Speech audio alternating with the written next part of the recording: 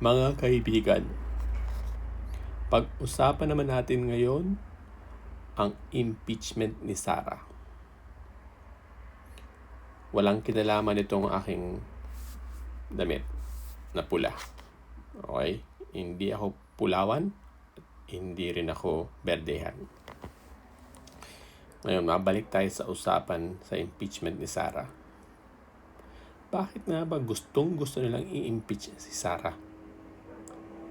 Ano ba nagawa niya sa atin? Maraming may galit, maraming may gusto, maraming ring supporter. Siguro para sa akin, sa opinion ko lang you cannot please everyone.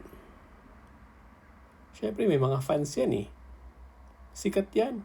Yung asawa nga yan si Matteo Gudicelli, todo yung support kay Sara. Nag-concert pa rin dati yan si Sara Geronimo. Kaya marami yung supporter at may mga basher din kasi hindi naman pwedeng makuha yung lahat ng loob 100%. May mga basher talaga dyan. Kaya ba't nyo pa i-impeach yan? Wala namang sa posisyon sa gobyerno yan si Sara Geronimo. Diba? Singer yan nag-collab pa yan tsaka yung SB19 dati ng yung umaaligid. So, ayun. Tagahanga rin ako niyan. So, wag na nating i-impeach yan. Hindi naman kailangan i-impeach yan Okay? Bye!